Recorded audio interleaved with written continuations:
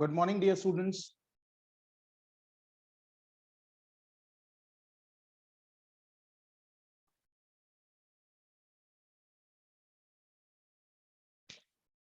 That's very fine. कैसा चल रहा है? Everything is fine.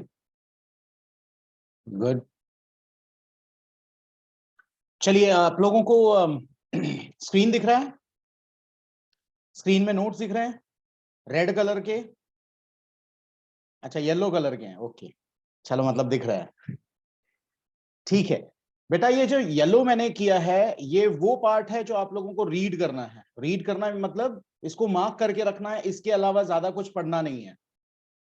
जो बेस कंसेप्ट्स है वो मैंने मार्क करके रखा है इन येलो। अगर आपके पास नोट्स अवेलेबल हैं तो आप लोग नोट्स पे मार्क करके रख सकते हो। एग्जाम के टाइम पे आप सिर्फ इतना ही पढ़ोगे तो it will be more than enough. ठीक है, तो फिलहाल मुझे एक वॉलंटियर की जरूरत है जो मेरे सवालों का जवाब देगा। सवाल जनरल होंगे, it will not be related with equity derivatives, general question. तो कौन है जो वॉलंटियर बनेगा और मेरे सवालों का जवाब देगा? Anyone? Raise your hands.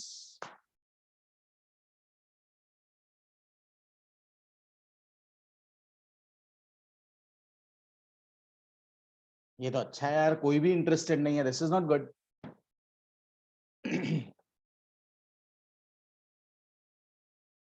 चलो, अब जब कोई हैंड्स रेज नहीं करता ना, तो फिर मैं ना किसी को ना जबरदस्ती बोल देता हूं कि भाई अब आपको ही जवाब देना पड़ेगा।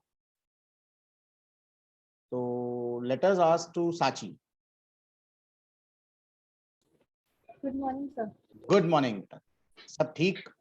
Yes, sir. Okay. So actually, I was attending from my laptop, तो उसमें ऑप्शन ही नहीं था रेज हैंड का. अच्छा अच्छा अच्छा, नो प्रॉब्लम।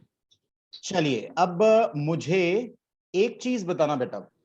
जब फर्स्ट कोरोना वेव आया, at that point of time हमको ज्यादा आइडिया नहीं था कि भाई क्या है। सिर्फ इतना मालूम पड़ा कि लॉकडाउन है। अच्छा, लॉकडाउन कितने दिन के लिए वी डोंट नो। मैक्सिमम हम लोगों में से मैक्सिमम लोगों ने सोचा 10-15 दिन का होगा, कोई बड़ी बात नहीं है, एवरीथिंग विल बी ओके। है ना साची, आपके साथ भी ऐसे ही था कुछ? ठीक है, अब मेरे को बताओ, जब सेकेंड लॉकडाउन आया कि भाई लॉकडाउन होने वाला है, और हम लोगों ने पहला लॉकडाउन देखा है कि यार पहला लॉकडाउन कैसा था। At that point of time जैसे ही लोगों को मालूम पड़ा, मेरे को मालूम पड़ा कि यार सेकेंड लॉकडाउन आने वाला है, और हमने फर्स्ट लॉकडाउन को बहुत हल्के में लिया था, हम लोगों ने उतनी ज्यादा उसको इंपॉर्टेंस नहीं दी।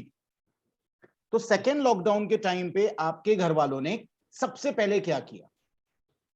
सेकेंड लॉकडाउन के टाइम पर सेफ्टी प्रिकॉशंस और ज्यादा बरतने चालू किए एंड मतलब सेविंग्स करनी सबसे ज्यादा चालू की. सबसे पहले क्या किया? सबसे पहले जैसे ही मालूम पड़ा अरे यार कल से लॉकडाउन होगा, राशन भरना चालू किया जनरल. अच्छा, वेरी गुड। अब मेरे को बता बेटा, राशन आपने जितनी रिक्वायरमेंट थी उतनी ली या थोड़ी सी ज्यादा लेके रखी? क्योंकि थोड़ी सी ज्यादा. लॉकडाउन कितने टाइम के लिए रहेगा वी डोंट नो। हाँ. है ना, तो हम सबके घर में शायद से सेम था। है ना, जो हम लोग जरूरत से ज्यादा थोड़ा सा लेके रखते हैं, that is termed as convenience yield, जो हम लोग पढ़ने वाले, नथिंग एल्स। तो व्हाट इज कन्वीनियंस यील्ड?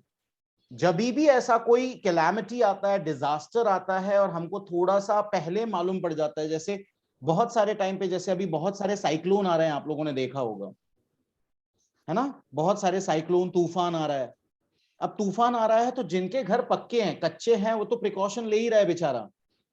लेकिन जिनके घर पक्के हैं, फ्लैट सिस्टम में रह रहे हैं, उन लोगों ने एक ही काम किया, भाई सामान भर के रखो, पता नहीं क्या होगा। सेकेंड, अब इन लोग बोल रहे हैं कि आगे फोर्थ वेव आ सकता है, थर्ड वेव आ सकता है, पता नहीं कितने वेव आएंगे। तो जैसे ही, अगर भगवान ना करे अगर ऐसा कुछ हो, लेकिन जैसे ही ऐसा कुछ सुनने में आता है कि लॉकडाउन होने के चांसेस हैं, चांसेस, लॉकडाउन हो नहीं रहा है लेकिन चांसेस हैं, और अफवाहें बहुत उड़ती हैं, हम सबको मालूम है। तो at that point of time हम लोग क्या करते हैं, भाई सामान खरीद के घर पे रख लो। कल को भगवान ना करे यार लंबा चल गया लॉकडाउन, तो घर में खाने की प्रॉब्लम नहीं होना चाहिए, एटलीस्ट घर पे बैठ के हम लोग खा तो सकते हैं। क्योंकि वो टाइम पे आदमी निकलेगा क्यों घर के बाहर, जब मालूम है कि घर के बाहर कोरोना हम लोगों का इंतजार कर रहा है। तो हम प्रिकॉशन के तौर पे क्या करते हैं, जरूरत से ज्यादा सामान खरीद लेते हैं, दैट इज कन्वीनियंस। ठीक है, तो अब साची ने इतने अच्छे से आंसर्स दिया है तो रीड भी वही करेगी। एक एक सेंटेंस बेटा धीरे धीरे रीड करना, and I will be explaining all these things. Convenience yield. Let us touch upon one more concept in futures market called convenience yield. We need to go back and have a look at the formula for the fair price of futures contract. अब fair price हम लोगों ने इसके पहले भी देखा है, that is spot price plus cost of carry, क्या आपको लगेगा, माइनस इनफ्लोज। याद है ना, डिविडेंड मिल गया था, हम लोगों ने लास्ट टाइम पे एग्जांपल भी लिया था, साची भी थी, पूजा भी थी। 100 रुपीज का शेयर है, 80 पैसे वन टाइम का हमारा खरीदने के समय हमको ब्रोकरेज, टैक्सेस और बाकी सब कैरी, कॉस्ट ऑफ कैरी लगने वाला है, बेचने के टाइम पे अलग लगेगा। तो टोटल 101 रुपीज 60 पैसा हुआ था, इसमें से हमको 1 रुपए मिल गया,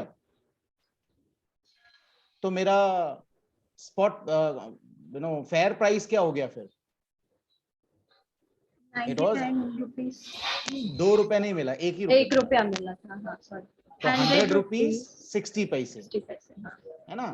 तो वही है। आगे Fair price of future contracts is equals to spot price plus cost of carry minus inflows.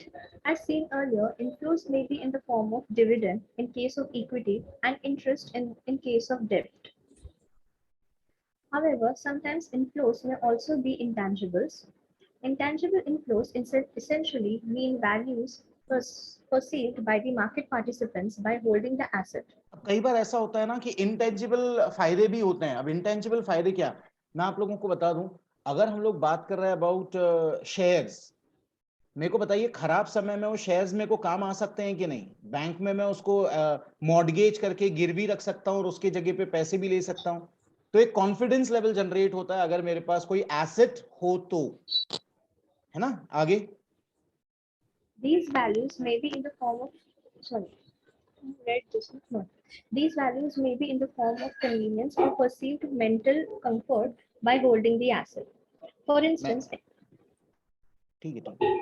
For instance, in case of natural disasters like flood in a particular region, people start storing essential commodities like grains, vegetables, and energy products, heating oil, etc. As a human tendency, we store more than what is required for our real consumption during a crisis.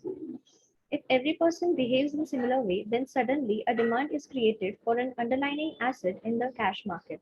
This indirectly increases the price of underlying asset. In such situation, people derive convenience.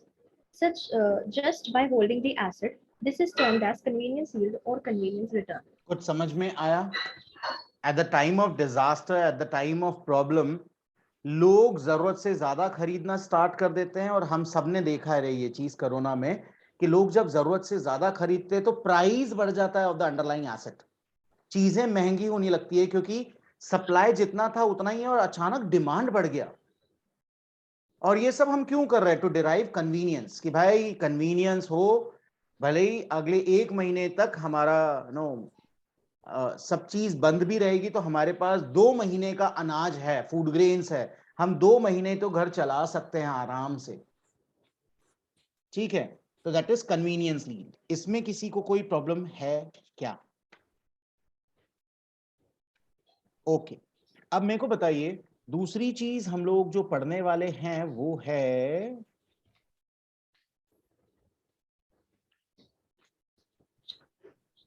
Expectation model of future pricing. What do you mean bye expectation model? मैं आप लोगों को एक ही चीज बता रहा हूं कि एक्सपेक्टेशंस मतलब क्या। हम लोगों ने इसके पहले भी देखा है कि कोई भी आदमी ट्रेडिंग क्यों करता है? प्राइस स्टेबल होंगे तो ट्रेडिंग करने में मजा है, या प्राइस वोलेटाइल होंगे तो ट्रेडिंग करने में मजा है? वोलेटाइल प्राइसेस, फ्लक्चुएटिंग प्राइसेस, तभी फायदा है। नहीं तो अगर प्राइस एकदम सेम रहेगा तो क्या करेंगे यार, क्या फायदा है? तो it doesn't make any sense. तो एक्सपेक्टेशंस ये हम लोग अपनी जनरल भाषा में, मैं हरदम जब भी फ्रेंड्स लोगों के साथ रहता हूँ या इंटेलेक्चुअल्स के साथ रहता हूँ, तो कभी भी दो लोगों में झगड़ा क्यों होता है? उनके ओपिनियंस मैच नहीं करते। ना, एक्सपेक्टेशंस, ओपिनियंस मैच ना करना, that is a different story all together. सबसे इंपॉर्टेंट एक्सपेक्टेशंस। फॉर एग्जाम्पल, एक ग्रुप मीटिंग चल रही है जिसमें सब फ्रेंड्स लोग हैं, मैं भी हूं, साची भी है, पूजा भी है, हम लोग सब हैं। लास्ट टाइम पे है ना, साची ने कुछ गलत बोल दिया था और मैंने उसको सपोर्ट किया था, नहीं नहीं साची, what she is saying is correct, है ना। और इस बार मैं कुछ गलत बोल रहा हूं और साची बोल रही नहीं नहीं, ये मनीष सर बोल रहे हैं ना, वो फेक मार रहे हैं, ऐसा कुछ नहीं होता है। तो मेरी एक्सपेक्टेशंस क्या थी साची से कि भाई लास्ट टाइम, लेकिन मैंने उसको बोला नहीं। तो एक्सपेक्टेशंस ऑलवेज क्रिएट प्रॉब्लम्स। तो यहां expectation model of future pricing है। अब फ्यूचर प्राइसिंग में हम सबको मालूम है, there are two type of markets, cash market and futures futures market. Market. अच्छा, मेरे को अब साची जवाब दे ही रही है तो एक टेक्निकल सवाल इसी से रिलेटेड पूछ भी लेता हूं। साची, स्पॉट मार्केट का प्राइस कम है, फ्यूचर मार्केट का प्राइस ज्यादा है। स्पॉट कम, फ्यूचर ज्यादा। और हमको जल्दी जल्दी पैसे कमाना है, हमारे पास लिमिटेड पैसे हैं। तो कैश मार्केट में खरीदूंगा या फ्यूचर मार्केट में? फ्यूचर मार्केट में। अच्छा, कैश मार्केट क्योंकि कम चल रहा है और फ्यूचर मार्केट ज्यादा रेट चल रहा है, तो हम प्रीमियम पे कर रहे हैं या डिस्काउंट पे हमें मिल रहा है? प्रीमियम पे कर रहे हैं। अगर हम प्रीमियम पे कर रहे हैं तो ये हमारे लिए, इन्वेस्टर के लिए पॉजिटिव है या नेगेटिव है? नेगेटिव है। नेगेटिव। याद है ना वो कंसेप्ट? ठीक है, वही कंसेप्ट सेम यहां पे आया है थर्ड पैराग्राफ में। तो मैं चाहूंगा कि हम लोग पहले थर्ड पैराग्राफ पढ़े, बाद में हम फर्स्ट और सेकंड पैराग्राफ पे जाएंगे। तो थर्ड पैराग्राफ आप लोगों के लिए मैं पढ़ता हूं एक बार, फिर हम लोग देखेंगे कि साची को तकलीफ दी जाए या पूजा को तकलीफ दी जाए। For instance, if future prices, अब अच्छे से सुनना बेटा, future prices is higher than spot price of an underlying asset. Future price high है, ये तो हमारे लिए पॉजिटिव है क्योंकि ये डिस्काउंट मिल रहा है हमको। तो future price, sorry, future prices is higher than spot price means we are paying premium, sorry, we are paying premium, that is a negative sign for us. So for instance, if future prices is higher than spot prices of an underlying asset, market participants may expect the spot price to go up in the near future. This expectations rising from the market is called contango market. इसको अब तीसरा नाम आ गया। तो हम लोग इसके पहले जानते हैं, इसको प्रीमियम भी बोलते थे, इसको हम लोग नेगेटिव इंडिकेटर भी बोलते थे, अब हम लोग इसको बोल रहे हैं कॉन्टैंगो मार्केट। और याद रखना बेटा, नॉर्मली ऐसा समझा जाता है, नॉर्मली, कि जब कभी कैश मार्केट नीचे है और फ्यूचर मार्केट ऊपर है, मतलब मार्केट ऊपर जाने वाला है। This is the normal expectations. Market में सब लोग यही सोचते हैं, अच्छा क्या बात कर रहा है, स्पॉट प्राइस, और ये 99.99% होता है कि स्पॉट प्राइस हरदम कम होता है और फ्यूचर्स का प्राइस हरदम ज्यादा होता है, और उस मार्केट को हम लोग बोलते हैं कॉन्टैंगो मार्केट। तो ये याद रखना। ठीक, आगे, सिमिलरली फ्यूचर का price is lower than spot price of an asset, market participants may expect the spot price to come down in future. This expectedly falling market is called backwardation market. Backward जाएगा। जहां cash market ऊपर चल रहा है और futures market नीचे चल रहा है, तो लोगों की मेंटालिटी है, क्या बात कर रहा है, फ्यूचर मार्केट नीचे है, क्योंकि सबसे ज्यादा लोग फ्यूचर में जाएंगे। और फ्यूचर मार्केट अगर नीचे, इसका मतलब ज्यादातर लोग ये एक्सपेक्ट कर रहे हैं कि market will come down, and that is why it is termed as backwardation market. तो कॉन्टैंगो मार्केट और बैकवर्डेशन मार्केट, ये आप लोग इजी वे में लिख लेना। अगर मैं आपके जैसा स्टूडेंट हूं तो मैं क्या लिखूंगा? Future price higher than spot price,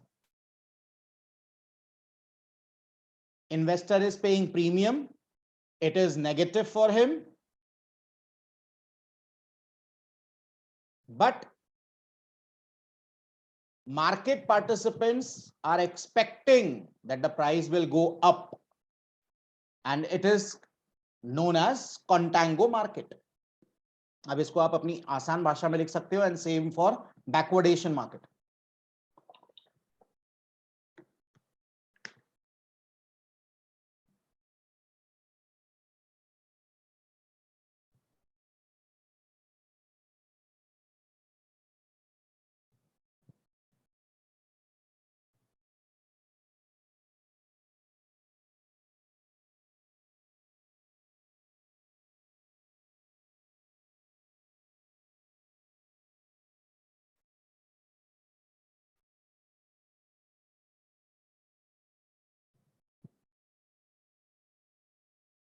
completed.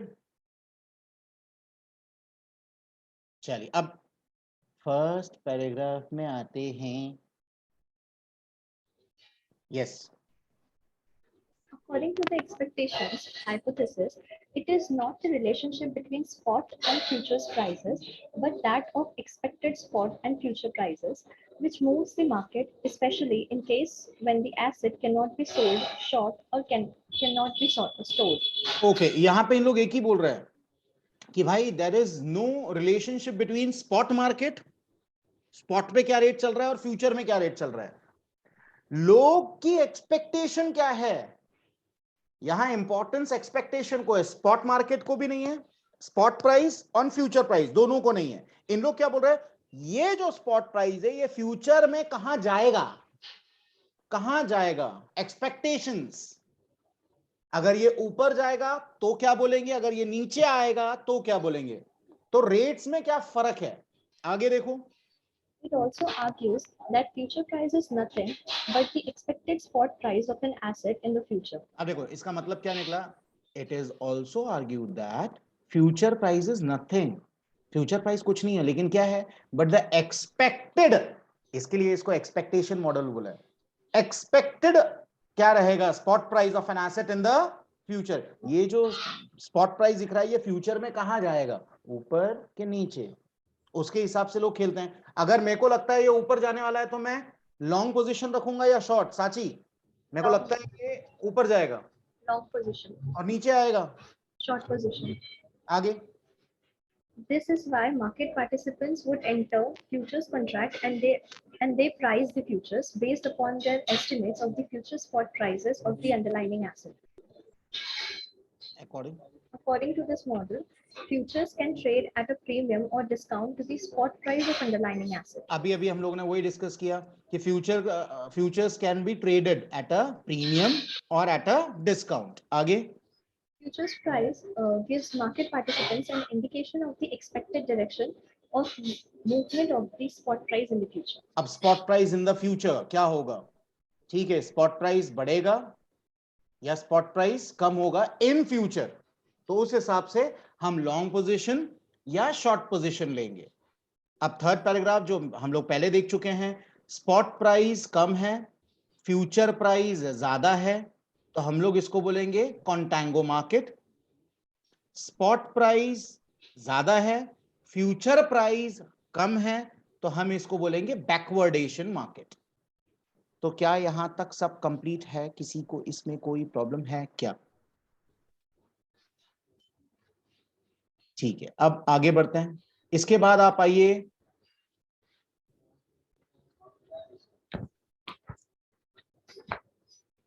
uses of futures, role of different participants in derivatives market. ये मैं नहीं पढ़ाऊंगा, इंपॉर्टेंट है लेकिन पढ़ाऊंगा नहीं, चलेगा क्या. इंपॉर्टेंट है लेकिन पढ़ाऊंगा नहीं, क्योंकि ये ऑलरेडी हमारा हो चुका है ना. एक ही कंसेप्ट वापस से पढ़ना कोई होशियारी वाला काम नहीं है. तो हम लोग हेजर्स देख चुके हैं, जो हेजिंग करते हैं, स्पेकुलेटर्स या ट्रेडर्स के बारे में जान चुके हैं, और आर्बिट्रेजर्स ये वो लोग होते हैं जो दो अलग अलग प्राइस का फायदा उठाते हैं. आर्बिट्रेजर्स वो लोग होते हैं जो दो अलग अलग प्राइस का फायदा कैसे फायदा उठाते हैं, कोई बताएगा. सस्ते मार्केट से खरीद के महंगे मार्केट में बेचते हैं. सस्ते मार्केट में खरीद के महंगे मार्केट में बेचते हैं, ठीक है. इसमें एक एग्जाम्पल है, जो हम एग्जाम्पल देखेंगे तो हमें और अच्छे से समझ में आएगा। ठीक है। तो मैं रीड कर लेता हूं क्योंकि टेक्निकल है, धीरे धीरे देखेंगे हम लोग। प्लीज रिक्वेस्ट है, जिसको नहीं समझ में आएगा वो पूछ लेगा, है ना। In addition to hedgers and traders to establish a link between various markets like spot and derivatives, we need a third party called arbitrators. These arbitrators continuously hunt for the profit opportunities across the market and products and seize, मतलब grab करते हैं, seize over here means to grab those by executing trades in different markets and products simultaneously. एक जगह खरीदेंगे, दूसरी जगह बेचेंगे simultaneously.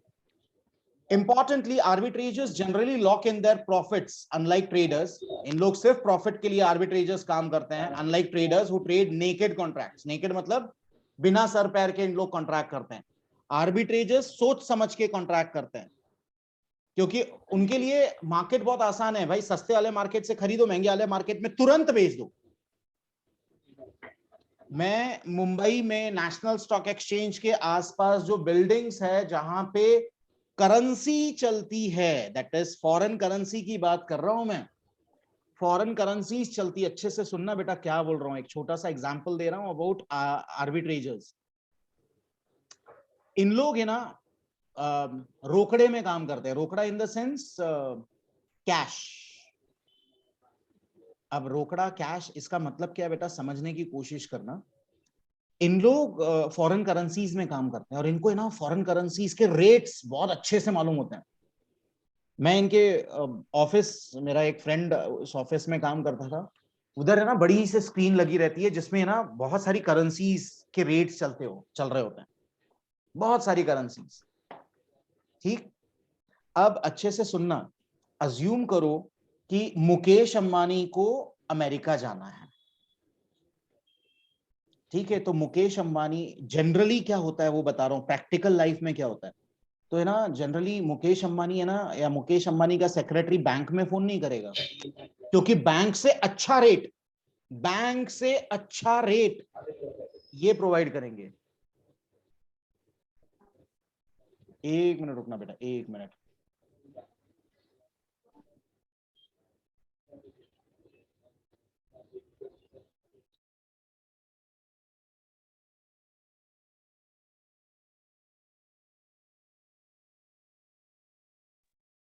Okay, now what happens is, आवाज आ रही है क्या? मम्मी आई थी, मम्मी बोल रही थी थोड़ा सा धीरे बोल। ठीक है, तो इसमें बेटा होता ये है कि इनके पास है ना 4-5 फोन रखे रहते हैं और इनको रेट्स है ना, लाइव रेट्स दिख रहे हैं स्क्रीन पे कि क्या रेट चल रहा है। अब अज्यूम करो मुकेश अंबानी को $1 करोड़ चाहिए, $1 करोड़ अमेरिकन डॉलर, क्योंकि वो अमेरिका जा रहा है, इतना तो लेके ही जाएगा, है कि नहीं। नाउ $1 करोड़ के लिए रेट चल रहा है फिलहाल 80 रुपीज, अज्यूम करो कितना रेट चल रहा है। अब 80 रुपीज में तो मुकेश अंबानी को बैंक से भी मिल जाएगा, कहीं से भी मिल जाएगा। अब उन लोग कॉन्ट्रैक्ट करते हैं इन लोगों को। अब इन लोग के कैलकुलेशंस बेटा इतने फास्ट होते हैं, इतने फास्ट होते हैं, इन लोग फटाफट उंगली पे कैलकुलेशन करते हैं।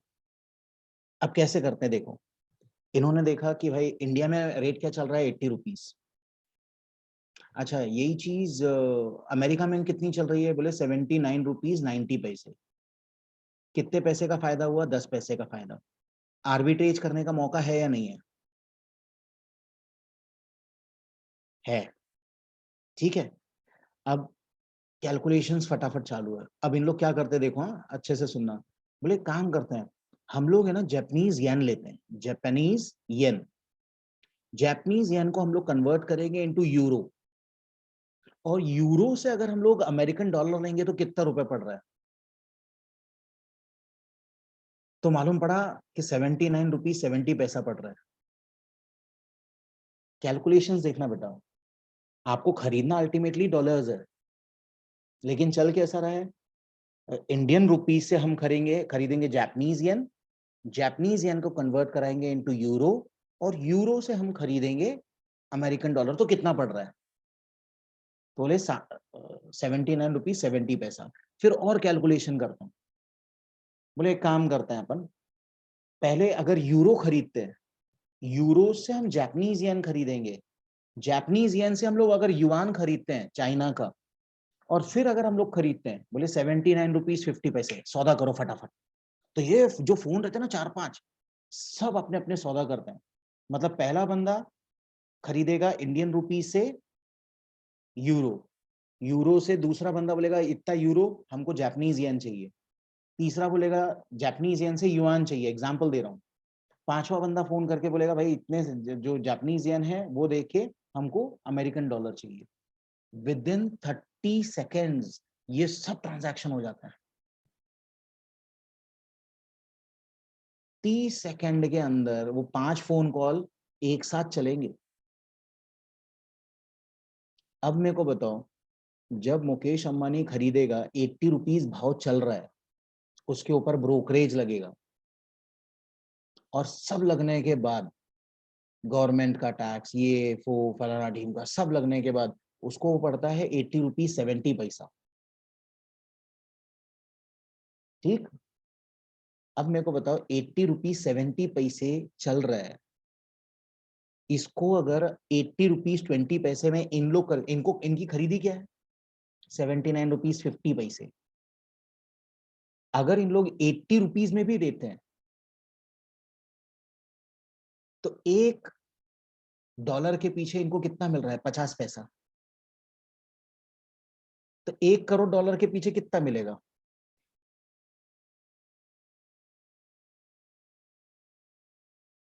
$1 पे 50 पैसे, 1 करोड़ डॉलर पे कितना।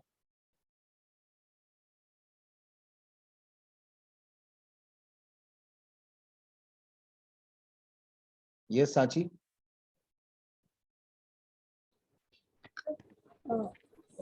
50 करोड़। $1 करोड़, $1 पे 50 पैसा इनको ब्रोकरेज मिल रहा है, 50 पैसा, $1 पे 50 पैसा। एक 1 करोड़ डॉलर पे कितना, अच्छा 1 करोड़ डॉलर छोड़ दो, 1 करोड़ का हाफ कितना हुआ, 1 करोड़ का हाफ 50 हाँ, lakhs। 50 लाख रुपए कमा लिए इन्होंने, 50 लाख रुपए कमा लिए। इस तरीके से इन लोग काम करते हैं, दे आर टर्म्ड एज आर्बिट्रेजर्स। क्या आर्बिट्रेजर्स का ये लाइव एग्जांपल समझ में आया, पूजा समझ में आ रहा है क्या बेटा? आप में से कितने लोगों को नहीं समझ में आया, raise your hands.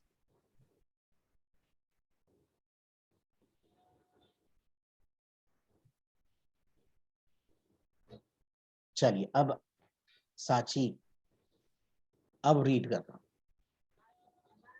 In addition to hedgers and traders, to establish a link between various markets like spot and derivatives, we need a third party called arbitrators. These arbitrators continuously hunt for the profit opportunities across the markets and products and seize those by executing trades in different markets and products simultaneously. Importantly, arbitrators generally lock in their profits, unlike traders who trade naked contracts. For example, at the end of day 1st January 2021, market price of underlying asset in rupees 100, March futures rupees 110, lot size 50. Here, an arbitrator will buy in the cash market at rupees 100 and sell in the futures market at rupees 110, thereby locking rupees 10 as his profit on each share. ये समझ में आया भाई? 100 रुपए cash market में चल रहा है, फ्यूचर मार्केट में 110 रुपए चल रहा है, तो क्या कर रहा है, कैश मार्केट में खरीद रहा है, फ्यूचर्स में बेच रहा है।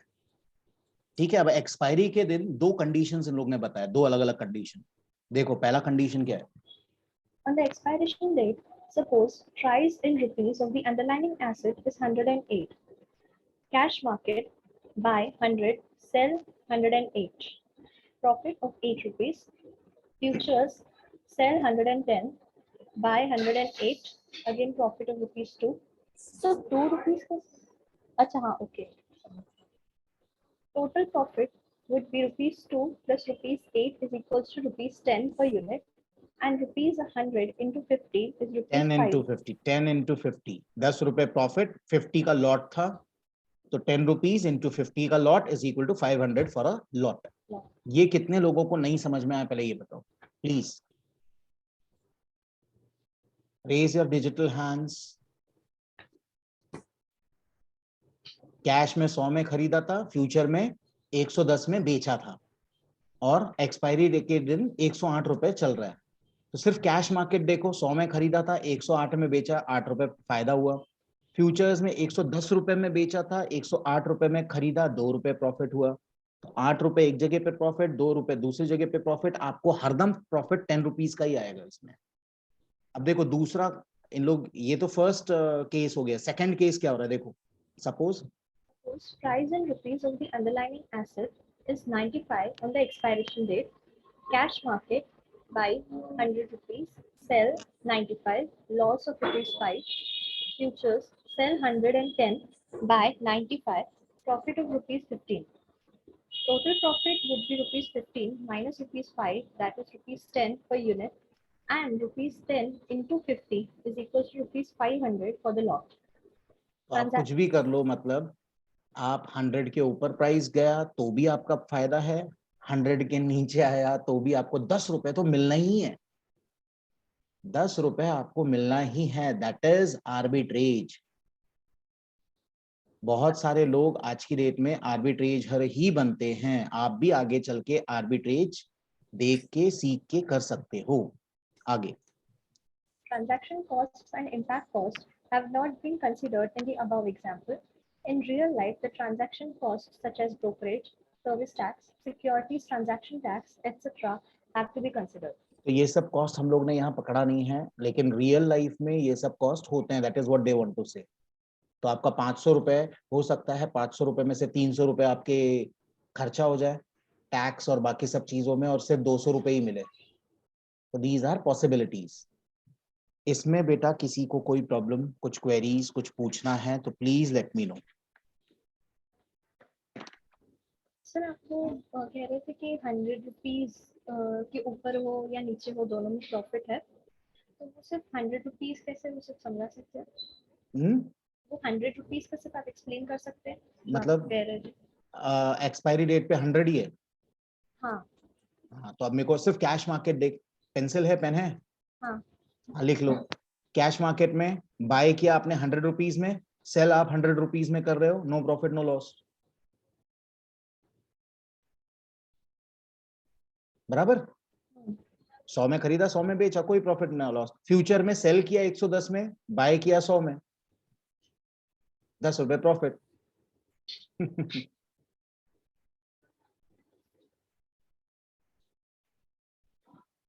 आया? yes. मतलब याद रखना, आपको प्रॉफिट हरदम 10 रुपए ही होगा, 10 रुपए से ज्यादा नहीं होगा।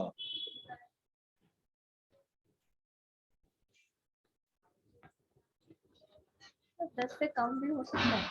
नहीं, कैसे हो सकता है? अगर फ्यूचर्स में ऐसे 105 में बेचा तो सिर्फ 5 रुपीज का ही प्रॉफिट।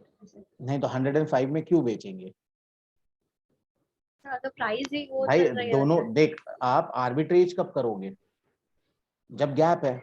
हाँ। अब यहाँ इन लोगों ने बोला है 100 रुपए कैश मार्केट में है और 110 रुपए फ्यूचर मार्केट में है, तो 10 रुपए का गैप है, तो आपको 10 रुपए का ही गैप मिलेगा कभी भी, रेट कहीं पे भी जाने दो।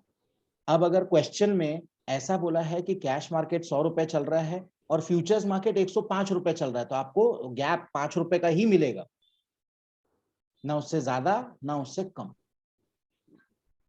इसमें किसी को कोई प्रॉब्लम? चलिए, इसके बाद आते हैं यूजेस ऑफ इंडेक्स फ्यूचर्स पे।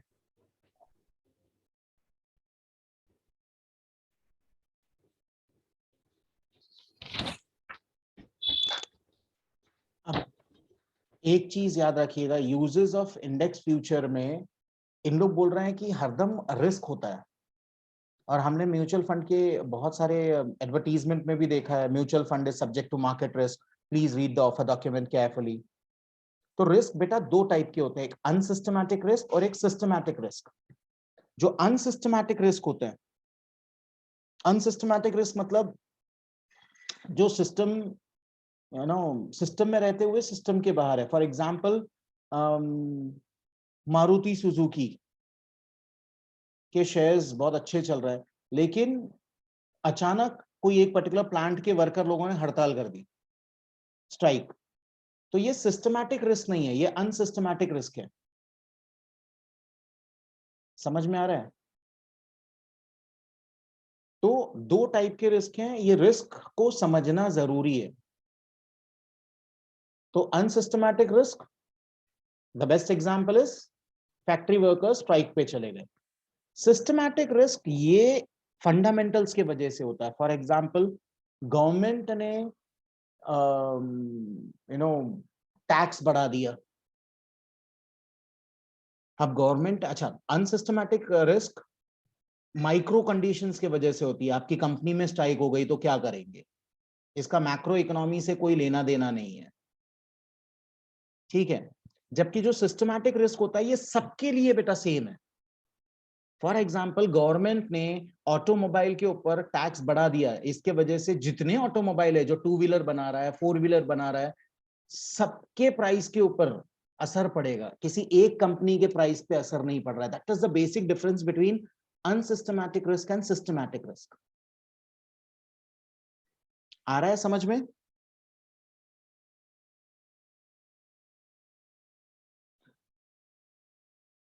अब मेरे को बताइए, आप सबको बता चुका हूं मैं, अनसिस्टमैटिक रिस्क और सिस्टमैटिक रिस्क में एक पर्टिकुलर कंपनी के ऊपर असर जो होता है वो सिस्टमैटिक है या अनसिस्टमैटिक है, पूजा बताएगी।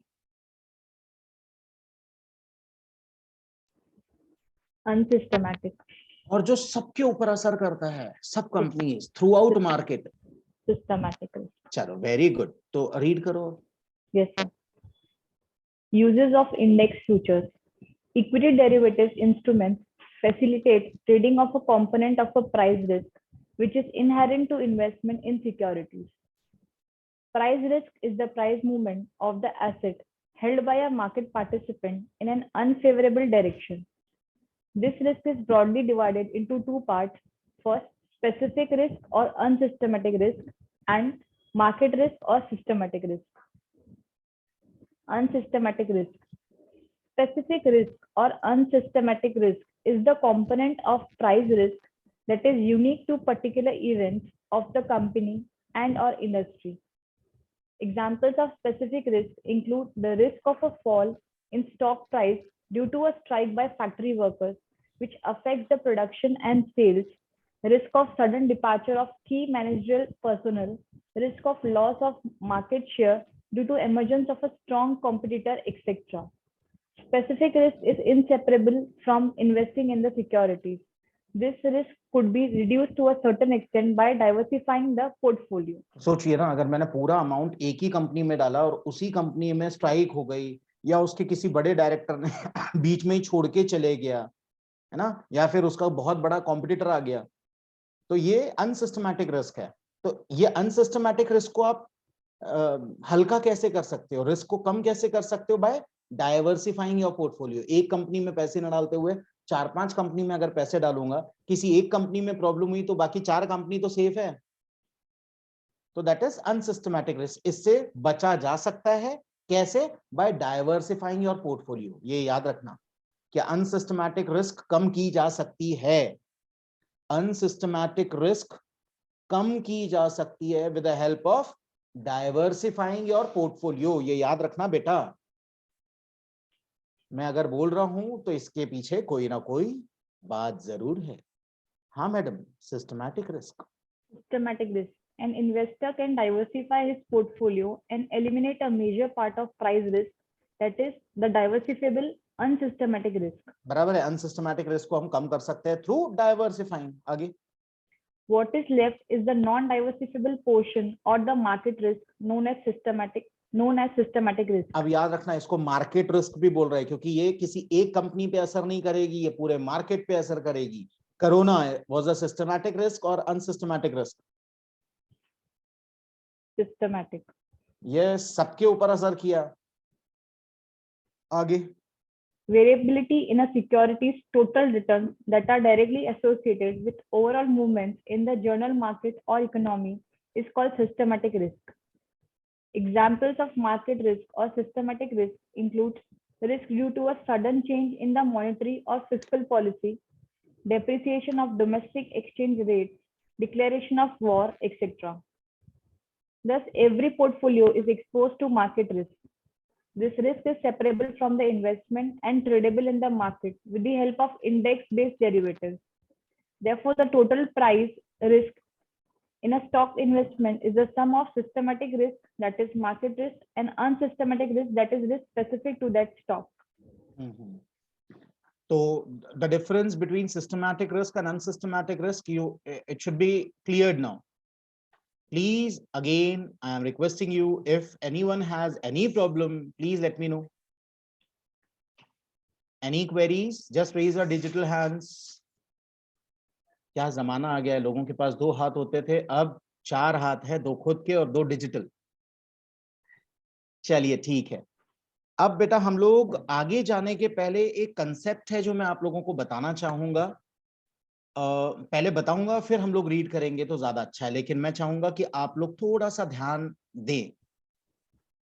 एक कंसेप्ट होता है जिसको हम लोग बोलते हैं, जब मार्केट का एनालिसिस करता हूं, शेयर्स का एनालिसिस करता हूं, तो हम लोग इस चीज के ऊपर थोड़ा सा ध्यान देते हैं कि whether the stock is a high beta stock और low beta stock. Beta, BETA.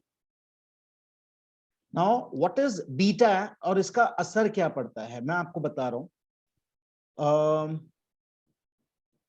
एक पर्टिकुलर शेयर है X, ठीक है, और X निफ्टी में है. किसमें है? निफ्टी में वो ऑलरेडी है. अब निफ्टी बढ़ गया, निफ्टी डबल हो गया, निफ्टी डबल हो गया और X कंपनी का शेयर 4 टाइम्स बढ़ गया. मतलब निफ्टी के कंपैरिजन में ज्यादा ऊपर चले गया. इसको हम लोग बोलते हैं high beta stock. High beta का बेटा मतलब यह है कि ये जरूरत से ज्यादा रिस्पॉन्ड करेगा टू मार्केट. लेकिन सेम चीज मार्केट गिरने के समय भी होती है. मार्केट 10% गिरेगा तो हाई बीटा स्टॉक हो सकता है 20% गिर जाए, 25% गिर जाए.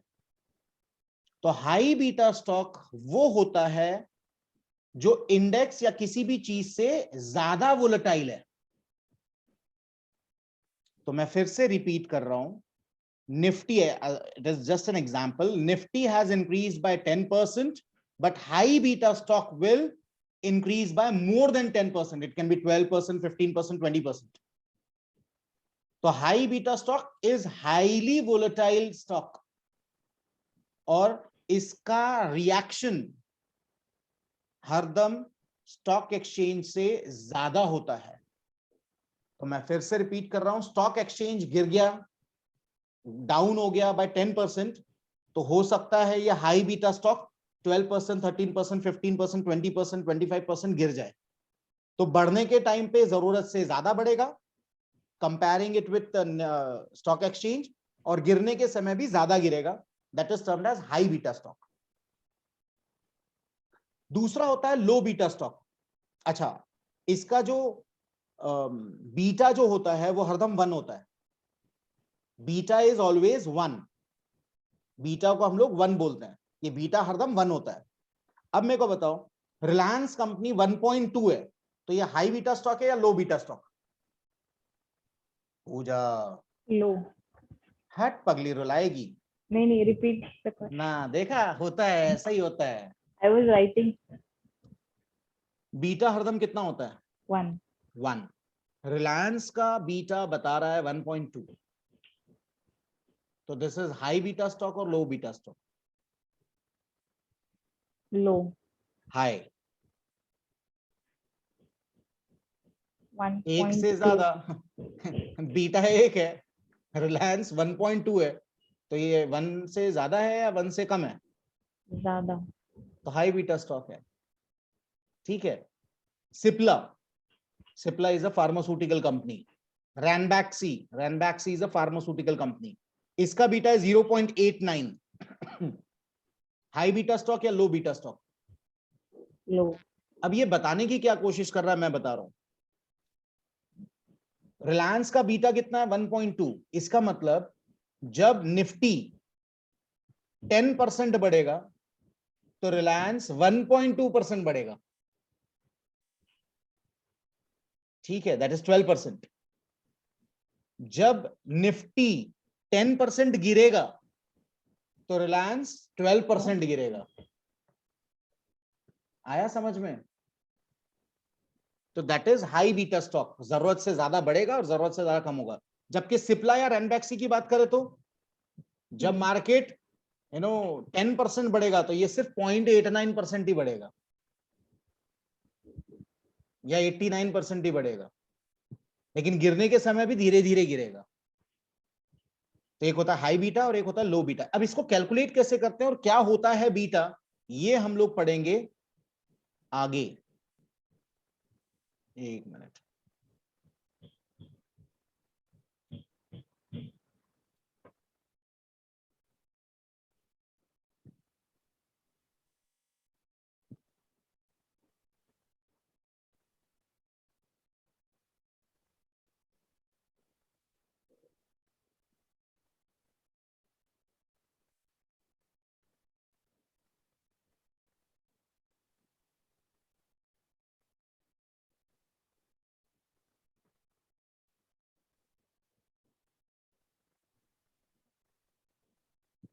ये देखिए यहां से रीड करना है आपको, नेक्स्ट पेज इटसेल्फ। इन्होंने कैलकुलेशन पार्ट भी बताया कि किस तरीके से कैलकुलेट किया जाता है।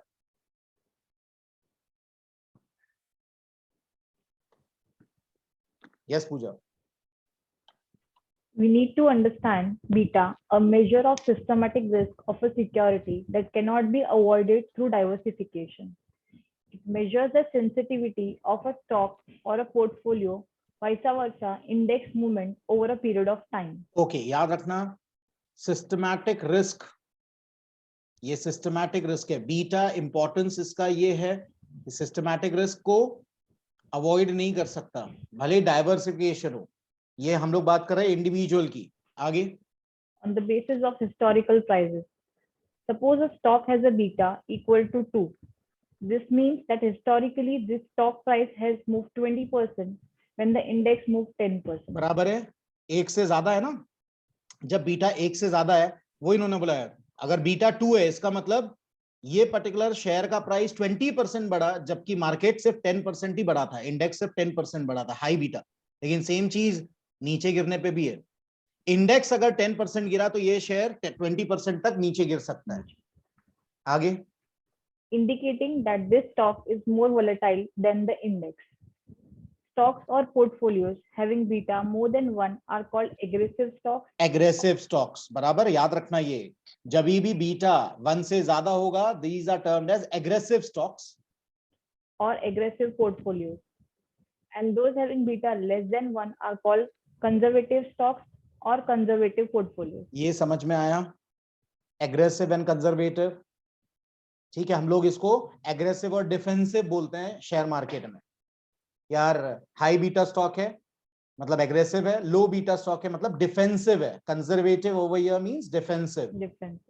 अब इसको कैलकुलेट कैसे करते हैं देखो। In order to calculate beta of a portfolio, betas of individual stocks are used. It is calculated as weighted average of betas of individual stocks in the portfolio based on their investment proportion. For example, if there are 4 stocks in a portfolio with betas 0.5, 1.1, 1.30 and 0.90. एक minute रुकना, ये तो beta दे दिया उन्होंने कि भाई मनीष राय, अच्छे से सुनना बेटा, मनीष राय के पास 1 लाख रुपए कितना है 1 लाख, और मेरे को इन्वेस्ट करना है और मैंने 4 शेयर्स में इन्वेस्ट करने का सोचा है। कितने शेयर्स में? 4 शेयर्स। पहले वाले का बीटा 0.5, दूसरे वाले का बीटा 1.1, तीसरे वाले का बीटा 1.30 और चौथे वाले का बीटा 0.90। ठीक है, अब मैंने लाख रुपए इन्वेस्ट किया है।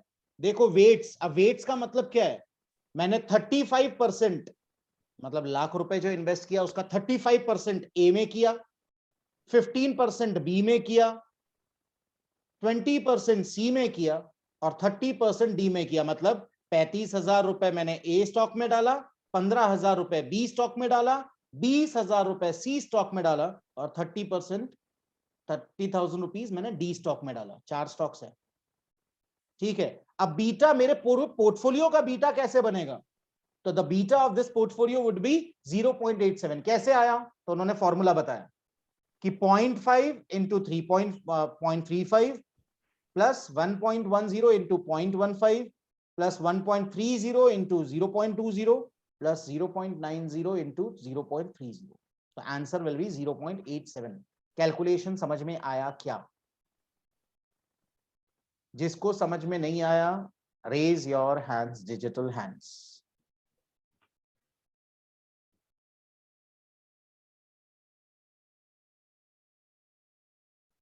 आया सबको समझ में बेटा?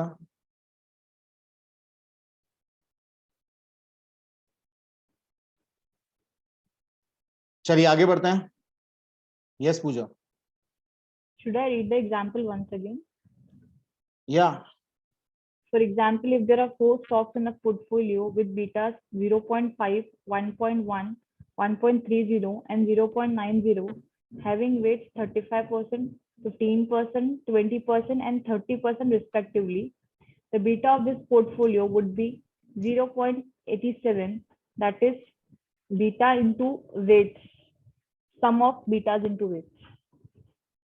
A generalized formula for portfolio beta can be written as weight 1 beta 1 plus weight 2 beta 2 plus WN. Okay, it goes on. Where W1 is weight of stock 1, beta 1 is the beta of stock 1, and it goes on. Where W1 is weight of stock 1, बस B1 ठीक है, is ठीक ठीक okay. ठीक है, ठीक है। नीचे आ जाइए। Information on Information on beta of individual stocks is readily available in various financial newspapers, magazines, and information vending networks like Bloomberg, Reuters, etc. मतलब आपको कभी भी कोई भी कंपनी का बीटा देखना है तो ये इजीली अवेलेबल है। बोलने का मतलब ये है, ये 2 लाइन आखिरी में एक ही चीज बोल रही है कि जितने न्यूज़पेपर्स हैं, जितने न्यूज चैनल्स हैं रिलेटेड विद शेयर मार्केट, सब जगह आपको बीटा इजीली अवेलेबल हो जाएगा। वेबसाइट्स है, ब्लूमबर्ग या र्यूटर्स की जो वेबसाइट्स होती है उस पे भी आपको इनका बीटा मिल जाएगा। तो बीटा फाइंड आउट करना बहुत आसान है, रेडीमेड है वी कैन से। ठीक है, इसके ऊपर भी मैंने मार्क किया है लेकिन उसका सिर्फ नहीं देखोगे तो चलेगा। इसमें आइए, important terms in hedging. Important terms in hedging.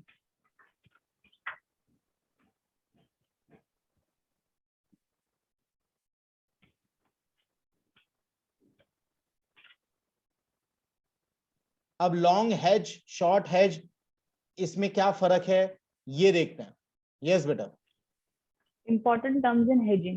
Long hedge. Long hedge is a transaction when we hedge our position in cash market by going long in future markets. For example, we expect to receive some funds in future and want to invest in the same amount in the securities market. We have not yet decided the specific company or companies where investment is to be made. We expect the market to go up in near future and bear a risk of acquiring the securities at a higher price. Okay, कुछ समझ में आया बेटा? इसको एक एक sentence करके पढ़ोगे तो ही समझ में आएगा। लॉन्ग हेज का मतलब है हमारे पास फिलहाल पैसे नहीं है, फ्यूचर में पैसे आने वाले हैं। मतलब अगले 10 दिन में मेरे को पैसे, पेमेंट मिलने वाली है। अब 10 दिन के बाद मेरे को इन्वेस्ट करना है, लेकिन किस शेयर में करूं मैंने अभी तक डिसाइड नहीं किया है। किस शेयर में करूं, कौन सी कंपनी में करूं, ये अभी तक डिसाइडेड नहीं है। लेकिन मेरे को डर है कि यार 10 दिन में अगर मार्केट ऊपर चले गया और वो शेयर का भाव ऊपर चले गया तो मेरे को महंगे में खरीदना पड़ेगा। तो मैं हेजिंग कर रहा हूं कि 10 दिन बाद में कौन सा शेयर खरीदना है, क्या नहीं, वो तो बाद में। मेरे को डर किस चीज का है? मार्केट भाग गया तो मेरे को महंगा पड़ेगा। तो मैं आज इंडेक्स खरीद लेता हूं। क्या खरीद रहा हूं? आज इंडेक्स खरीद लेता हूं। भागेगा तो इंडेक्स भी भागेगा, शेयर भागेगा तो इंडेक्स भी भागेगा। और जब मेरे पास पैसे आ जाएंगे तो मैं वो शेयर खरीद लूंगा। फॉर एग्जांपल 10 दिन बाद मैंने सोचा रिलायंस खरीदना है, लेकिन रिलायंस के वजह से अगर रिलायंस भागा तो इंडेक्स भी भागेगा, तो मैं आज इंडेक्स में इन्वेस्ट कर रहा हूं, 10 दिन बाद जब पैसे आ जाएंगे तो मैं रिलायंस में इन्वेस्ट कर दूंगा, तो मेरा लॉस जो होने वाला था हेजिंग के वजह से वो लॉस नहीं होगा। That is what they want to say. अब एक बार फिर से बेटा स्टार्टिंग से रीड कर। Long hedge. Long hedge is a transaction when we hedge our position in cash market by going long in future markets. For example, if we expect to receive some funds in future and want to invest the same amount in the securities market, we have not yet decided the specific company or companies where investment is to be made. We expect the market to go up in near future and bear a risk of acquiring the securities at a higher price. We can hedge by going long index futures today. बराबर है, long index futures today. On receipt of money, we may invest in the cash market and simultaneously unwind corresponding index future positions. Any loss due to acquisition of securities at higher price resulting from the upward movement in the market over this intermediate period would be partially or fully compensated by the profit made on our position in index futures. कुछ समझ इसमें किसको problem है, पहले ये बताओ, please बताइए अगर किसी को प्रॉब्लम है तो।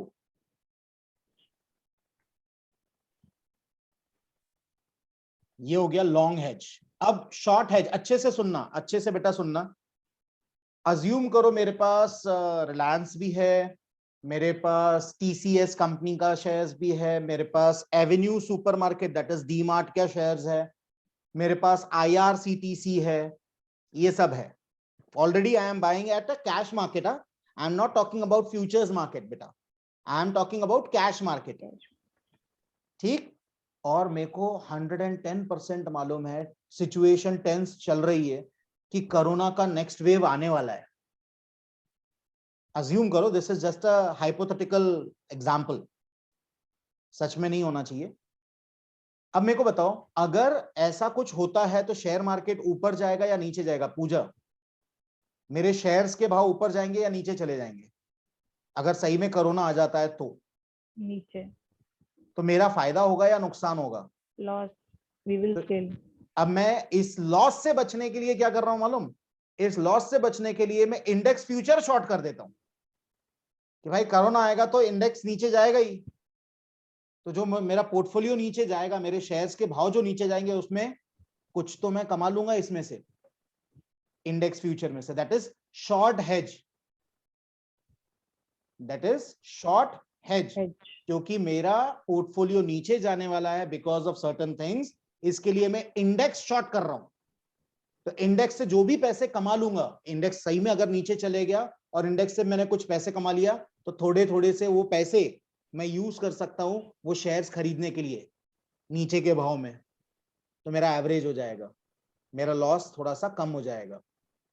तो that is short hedge. Yes, short hedge. Short hedge is a transaction when the hedge is accomplished by going short in future market. For instance, assume we have a portfolio and want to liquidate it in near future, but we expect the prices to go down in near future. This may go against our plan and may result in reduction in the portfolio value. To protect our portfolio's value, today we can short index futures of equivalent amount. The amount of loss made in cash market will be partly or fully compensated by the profits on our near future positions. Okay, अब मेरे को ये concept में किसको problem है, please let me know. Yes, any problems? Raise your hands.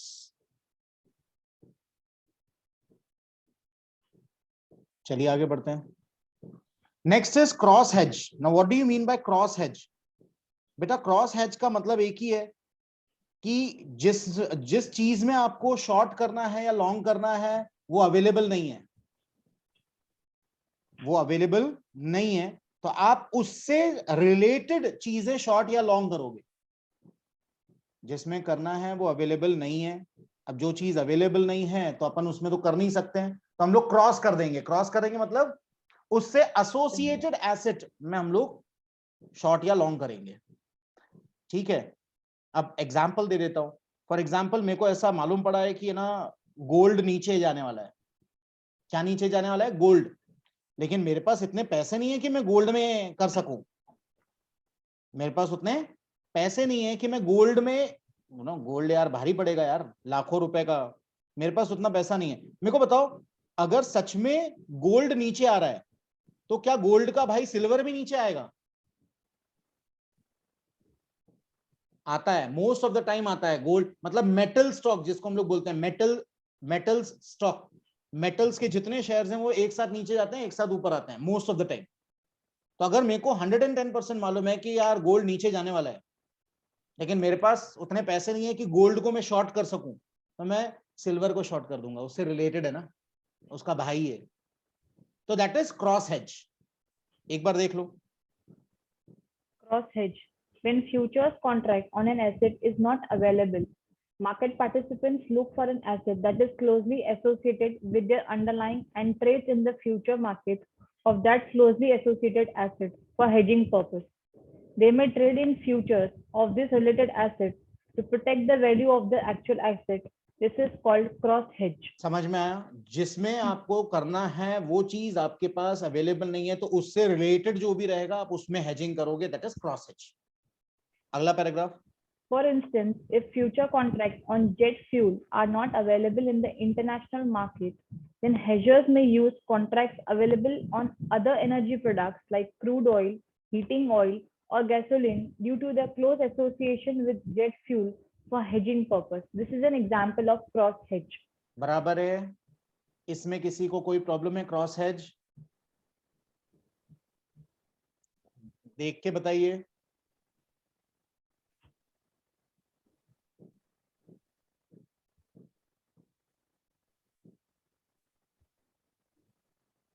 ठीक है।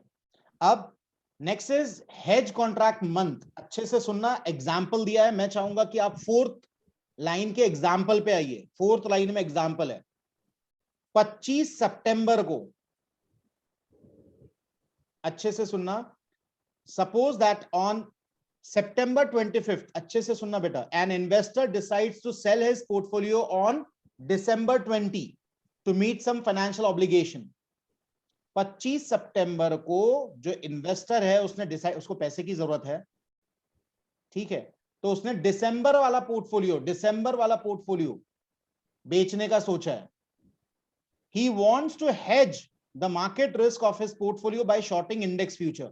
अब मेरे को बताओ, इंडेक्स फ्यूचर उसको शॉर्ट करना है। अच्छे से सुनना, कब का करना चाहिए? फिलहाल वो सितंबर में खड़ा है। कब खड़ा है? सितंबर में, और उसको पैसे की जरूरत है, ठीक, और वो दिसंबर वाला कॉन्ट्रैक्ट सेल कर रहा है, या दिसंबर वाले कॉन्ट्रैक्ट में उसको पोजीशन बनानी है। तो कौन से कॉन्ट्रैक्ट को वो बेचेगा या खरीदेगा? It will not be September's contract, it will be expiring contract, that is December contract. याद रखना, जो कॉन्ट्रैक्ट का मंथ होता है, हमको वो कॉन्ट्रैक्ट का मंथ बहुत ज्यादा इंपॉर्टेंट है। आप इसको एक बार रीड करो, नहीं समझ में आएगा तो प्लीज मेरे से पूछिएगा, just go through it once.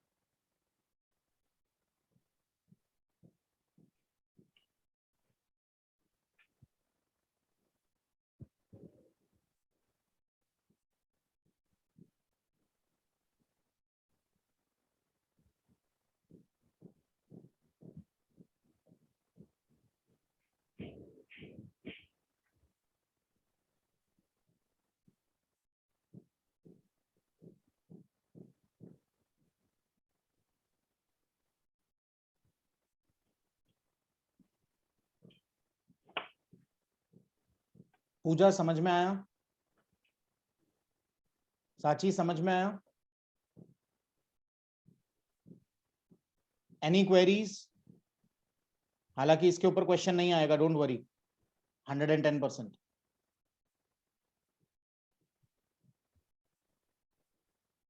अब ट्रेडिंग इन फ्यूचर्स मार्केट, आप सबको मालूम है there are two type of markets, कौन कौन सा मार्केट है available? Cash market and future market. तो देखो, traders are risk takers in the derivatives market. Derivatives में हम सबको मालूम है रिस्क है, and they take position in the futures market without having position in the underlying cash market, that is naked contract जिसको हम लोग बोलते हैं।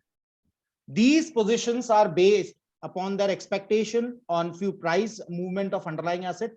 Traders either take naked position और spread position, ये हम लोग पहले ही देख चुके हैं। naked position मतलब कोई उसके पीछे सर पैर नहीं है, ले लिया है, करना है बस, that's all। ठीक है, तो trading in futures market naked हो सकता है या स्प्रेड पोजीशन, ये हम लोग पहले देख चुके हैं। कैलेंडर स्प्रेड अगर आपको याद होगा तो ये हम लोग देख चुके हैं। फिर भी इसमें ज्यादा कोई दम की बात नहीं है। Trading in futures market just मैंने ऐसे ही आप लोगों को रीड करने के लिए दिया था, उसमें कोई दम नहीं था। अब आर्बिट्रेज अपॉर्चुनिटीज इन फ्यूचर्स, अब ये थोड़ा सा अलग है। आर्बिट्रेज अपॉर्चुनिटीज कैसे होती है इन फ्यूचर्स मार्केट? आर्बिट्रेज मतलब क्या? अभी देखा था, सस्ते मार्केट से खरीदना है, महंगे मार्केट में बेचना है। अब इसमें ये 3 पॉइंट्स सबसे ज्यादा इंपॉर्टेंट है। ये 3 पॉइंट्स के लिए मैंने मार्क किया है। ये 3 पॉइंट्स इंपॉर्टेंट है। क्या क्या है? Let us read it. Yes Pooja, आराम से रीड करना। Arbitrage in the future markets can typically be of 3 types. First, cash and carry arbitrage. अब इसका बेटा इसका मतलब क्या है? इसके ऊपर क्वेश्चंस आएंगे। एक ये जो सेंटेंस आगे दिया है ना, ये सेंटेंस देखे पड़ेंगे। कैश एंड कैरी आर्बिट्रेज है, reverse cash and carry arbitrage है, इंटर एक्सचेंज आर्बिट्रेज है। कौन से टाइप का आर्बिट्रेज है तो आपको बताना पड़ेगा कि कौन से टाइप का आर्बिट्रेज है। समझ में आ रहा है इसके ऊपर क्वेश्चन कैसे आएगा? तो कैश एंड कैरी आर्बिट्रेज मतलब क्या, ये अच्छे से समझिए। Yes, cash and carry arbitrage. Cash and carry arbitrage refers to a long position in the cash or underlying market and a short position in future market. बराबर है, cash position में आप लॉन्ग करेंगे और फ्यूचर्स में short करेंगे, that is called cash and carry arbitrage. Easy है, कुछ कोई टेक्निकल चीज नहीं है बेटा इसमें। क्या हो रहा है? कैश मार्केट में आप लॉन्ग पोजीशन और फ्यूचर्स मार्केट में आप शॉर्ट पोजीशन ले रहे हो। ठीक, इसमें बेटा किसी को कोई problem? That is called as cash and carry arbitrage. दूसरा, Reverse cash and carry arbitrage. Reverse cash and carry arbitrage refers to a long position in future markets and short position in the underlying or cash market. Reverse कर दिया, जो cash and carry का था उसी को opposite कर दिया, उसी को उल्टा कर दिया, तो क्या बन गया? Reverse cash and Carry arbitrage. तो इसमें क्या कर रहे हैं हम लोग? यस, क्या कर रहे हैं? हाँ पूजा, क्या कर रहे हैं? कैश एंड कैरी में मतलब कैश मार्केट में बाय कर रहे थे और फ्यूचर्स में सेल कर रहे थे शॉर्ट पोजीशन में। इसमें उल्टा, long positions in future means we are buying from future market and selling it in cash market. Yes, concept समझ में आ रहा है? तीसरा, इंटर एक्सचेंज आर्बिट्रेज मतलब क्या है? Inter exchange arbitrage. This arbitrage entails two positions on the same contract in two different markets or exchanges. मतलब मैं long position Bombay stock exchange में भी ले रहा हूं और नेशनल स्टॉक एक्सचेंज में भी ले रहा हूं, या मैं short position Bombay stock exchange में भी ले रहा हूं और नेशनल स्टॉक एक्सचेंज में भी ले रहा हूं। That is inter exchange arbitrage. Arbitrage है लेकिन इंटर एक्सचेंज मतलब दो अलग अलग स्टॉक एक्सचेंज में, दो अलग अलग मार्केट में। बेटा फर्क समझ में आया? आगे, in the language of simple mathematics, fair future price is equal to F is equal to S plus C. अब इसका मतलब क्या है? Spot price plus carrying cost of carrying. Any queries? बेटा ये जनरल चीजें हैं, छोटी छोटी चीजें हैं, इसके लिए देख रहे हैं।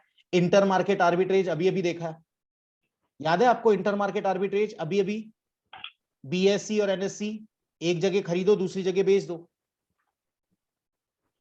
यस और नो? इसको रीड करो एक बार। Intermarket arbitrage. This arbitrage opportunity arises because of some price differences existing in the same underlying at two different exchanges. If August futures on stock Z are trading at rupees 101 at NSE and rupees 100 at BSE, the trader can buy a contract at BSE and sell it at NSE. एक जगह खरीदेगा, दूसरी जगह बेच देगा। That is why it is termed as arbitrage. आया समझ में? The positions could be reversed over a period of time when difference between future prices squeeze. This would be profitable to a arbitrator. आया बेटा समझ में? यहां आप लोगों का ये पर्टिकुलर चैप्टर कंप्लीट हुआ. और किसी को कुछ क्वेरीज, कुछ पूछना है? No queries? चलो okay then, let us meet tomorrow. अच्छा कल आप लोगों की छुट्टी है? हाँ या नहीं? Yes. क्या कल हम लोग लेक्चर रख सकते हैं? ये पूछ रहा हूँ. इवनिंग ना रखते हुए Will do. 11 बजे से रख सकते हैं, पॉसिबल है? Yes. ठीक है, फिलहाल के लिए 11 बजे हम लोग रख रहे हैं. अगर सब लोग रख सकते हैं कि नहीं, पहले ये सब लोग बताओ, नहीं तो बाद में बोलेंगे हमसे तो बोला ही नहीं. किसी को कुछ क्वेरीज है तो प्लीज पूछिए. क्या हम 11 बजे रख सकते हैं? Sneha is telling no. Sneha को ऑब्जेक्शन है. स्नेहा इज सेइंग नहीं सर, नहीं रख सकते.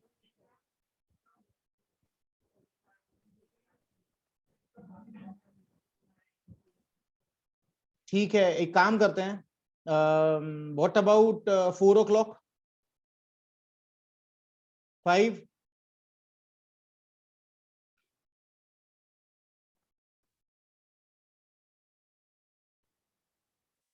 अच्छा, कुछ स्टूडेंट्स बोल रहे हैं सर मॉर्निंग में रख लो, चलेगा?